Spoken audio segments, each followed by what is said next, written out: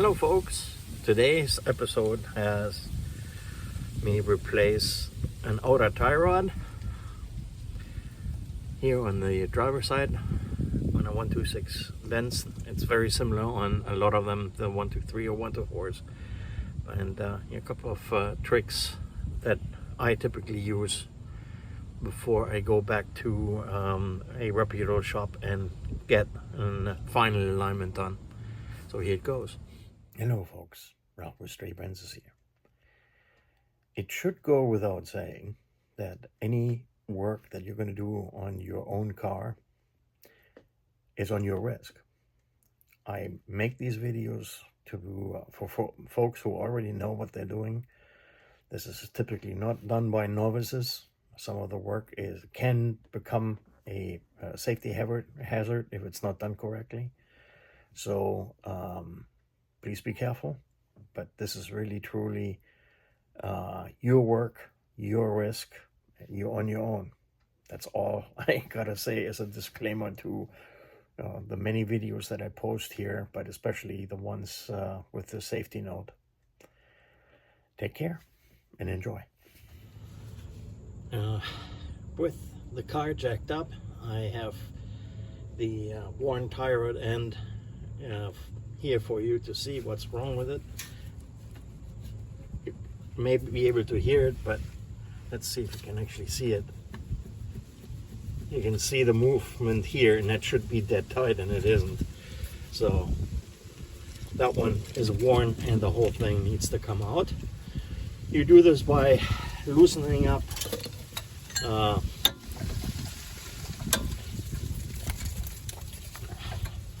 this 17mm nut.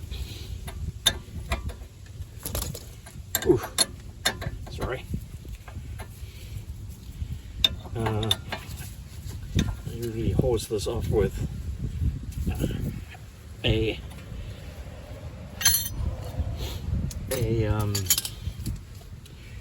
WD-40 coil or some other stuff. So that one here.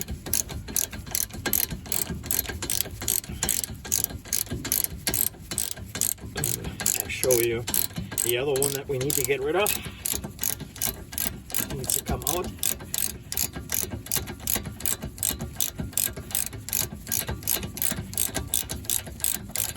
All right, you get the idea.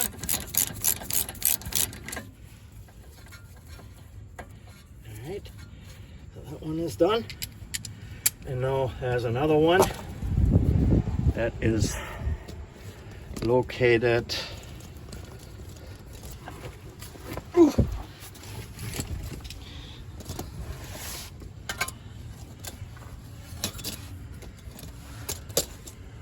right here, and we're going to loosen that one up.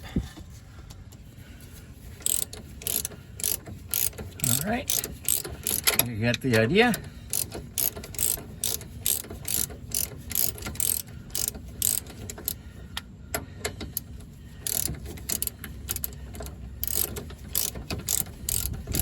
All right, I've got some other things going on here, so don't mind the caliper dangling there. It's not necessary for you to take that off. I'm doing some other things also while I'm done here. So that's that one. Got this loose, that loose, and because it interferes here with this, I need to move the steering back. But once I have that, I can take this thing out.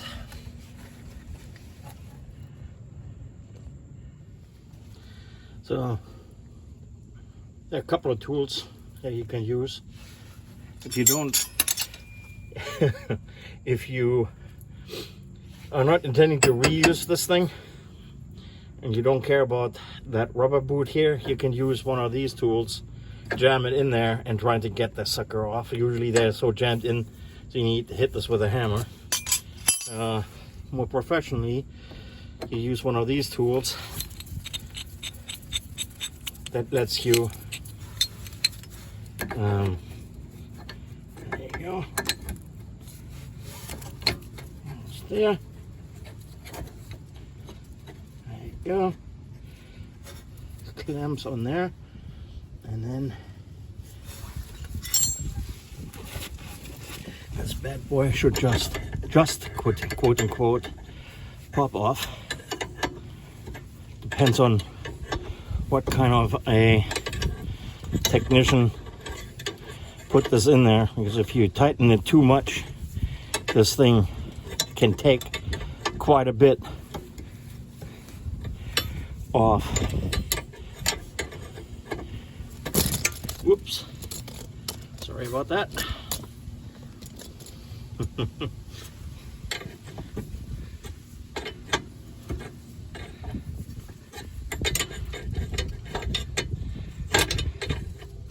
So you can see there's a lot of torque on this thing.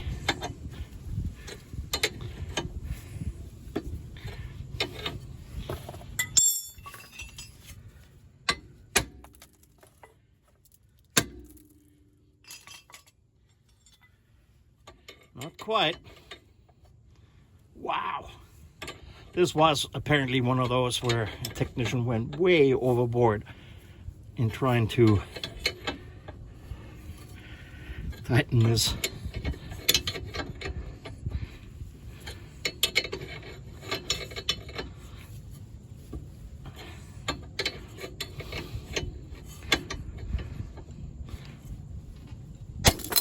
There we go. All right. You can see exactly what happens. Normally, what I do if I intend to reuse that, oh my God, that thing is worn. That should never be this easy to move. Wow. But if I intend to reuse this, I tend to leave the nut on here, because if there's so much pressure on it, and you can almost see it here, it took so much pressure that it deforms the top threads, and you'll never be able to get the nut started back up on there. So rinse and repeat.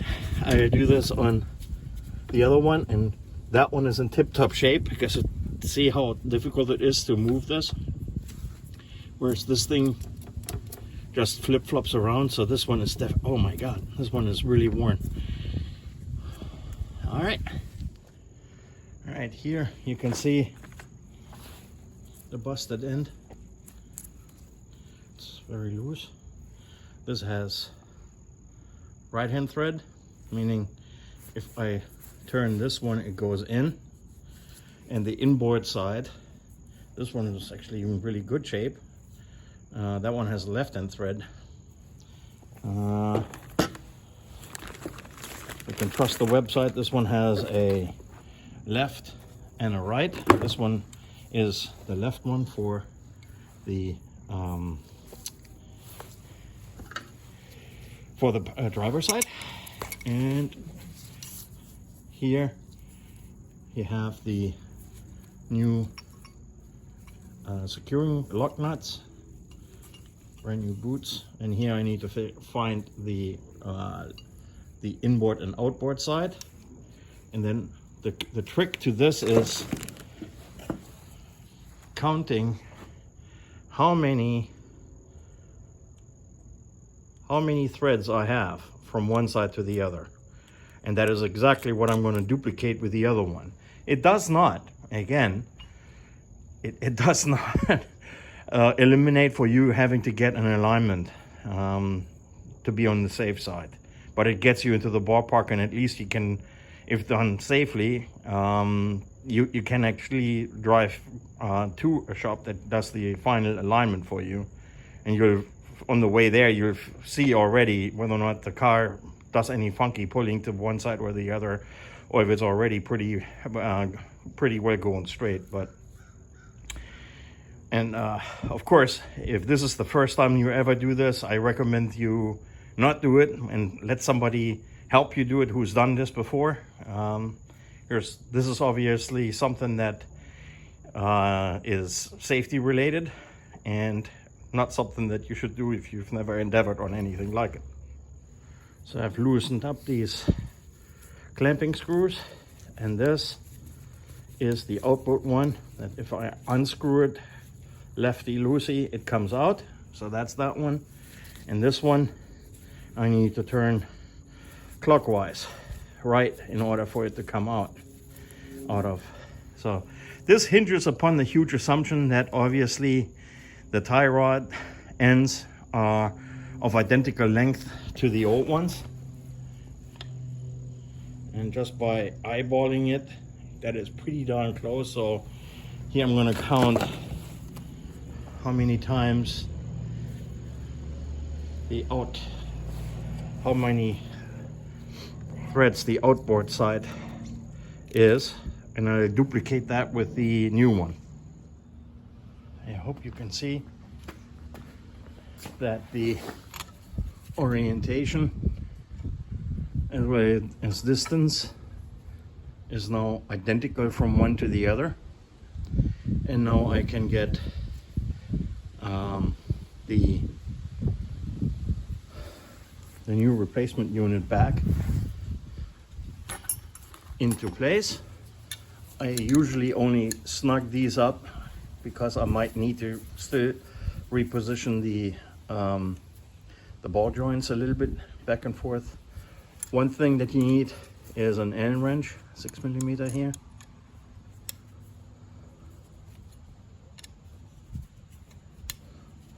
It's actually a 5.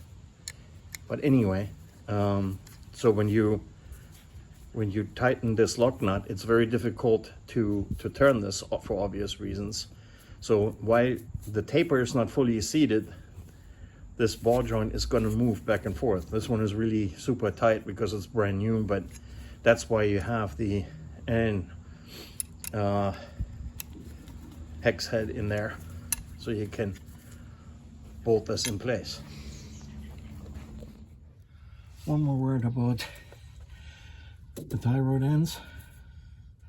Once you have tightened these up, don't overdo it. See, if you ever want to loosen them up, that might become an issue. But these are now tight. Make sure that the heads are aligned such that this doesn't bulge out all that much. Remind you, this one is going to come down, so this is going to be okay. This is going to be nice, looks nice and even. And once you're done with that, you finish with tightening the clamping bolts. Don't forget that. Okay, this is this one. And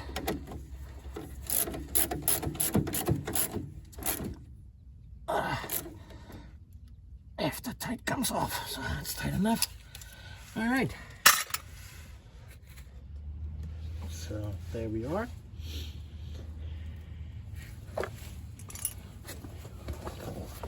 Got the other one in place. Put this one in from below. Lock that on top, and then you can, if you can ever find the darn 17mm wrench, there you go, and then you can counter hold and tighten this one, and just make sure that you don't overdo it after tight comes off. And you've seen how difficult it was to get this loose. You don't want for this to come loose ever, but on the other hand, if you ever need to get this ball joint off because you need to do some other maintenance, you don't want to overdo it. So with that, give the channel a like, and I'll see you next time.